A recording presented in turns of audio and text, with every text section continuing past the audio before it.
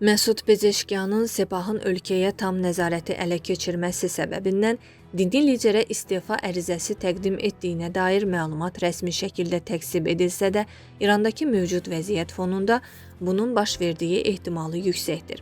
Əli Xameyninin öldürülməsindən sonra İran idarəetməsi böhranla üzləşib.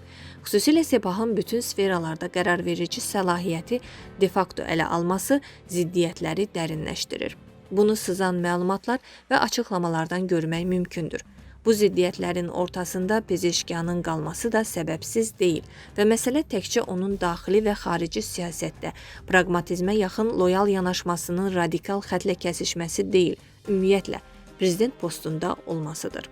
Siyasi şərhçi Asif Nərimanlı hesab edir ki, Pezeşkiyanın prezidentlik yolunun açılması Əli Xameyninin planı idi. Azərbaycanlıların dəstəyini qazanmaq və etnik qruplara mərkəzi hakimiyyətə yüksəlmək imkanını göstərmək, daxili qarşıdurmada mühafizəkarlara ağanın kim olduğu dərsini vermək. Radikal xətt Pezeşkiyanı əvvəldən süngü ilə qarşılayırdı. Onun Xameyninin sağlığında istefa vermək istəyi də bundan qaynaqlanırdı. Lakin keçmiş dini liderin dövründə Pezeşkiyana Sepahla mübarizə imkanları tanınsa da, indi vəziyyət daha mürəkkəbdir. Yeni dini lider faktiki olaraq yoxa çıxıb.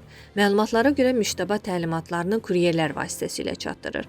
Bu, həm siyasi, hərbi və sosial-iqtisadi sferada qərarvermə mexanizmini axsadır, həm də dini liderin idarəetmədə iştirakını sual altına salır. Müştəbanı dini lider postuna gətirən Sepahın ölkəyə tam nəzarəti ələ almasına şərait yaradan məqamlardan biri də budur. Keşikçilərin daha öncədən planlaşdırdıqları post Xameyni dövründə nəzarəti tam ələ keçirmək prosesi müharibənin başlaması ilə sürətləndi. Bu vəziyyətdə işləmək Pezeşkiyan üçün çətindir. İstisna deyil ki, Pezeşkiyanın istefa ərizəsi hesablanmış addımdır. Müharibə şəraitində prezidentin gedişi daxili qarşıdurma yaratması baxımından sərfəli deyil və o Sepahın müdaxiləsini azaltmaq üçün istefa kartının işləyə biləcəyini düşünür.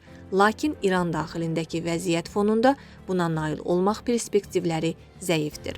Sepahın təsirini azaldacaq, hakimiyyət bölgüsünə idarə edəcək lideri güc görünmür. Keşikçilər müharibənin yaratdığı nəzarət imkanlarını genişləndirmək istəyir.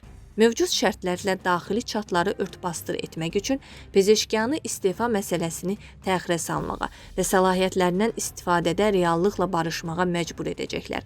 Hərçənd ziddiyyətlərin kəskinləşəcəyi, Azərbaycanlı prezidentin postunu vaxtından əvvəl tərk edəcəyi ehtimalı getdikcə artır. ABŞ ilə atəşkəs və müharibə arasında qeyri-müəyyən vəziyyət də İranda daxili ziddiyyətləri idarəetmə uğrundakı mübarizəni kəskinləşdirəcək. Mübarizənin qalibi Sepahdır. Lakin o da aydındır ki, keşikçilərin tam nəzarət etdiyi İranın radikal xətti ön plana çıxacaq və bu təkcə ölkənin yox, bütün regionun təhlükəsizliyinə risklər vəd edir.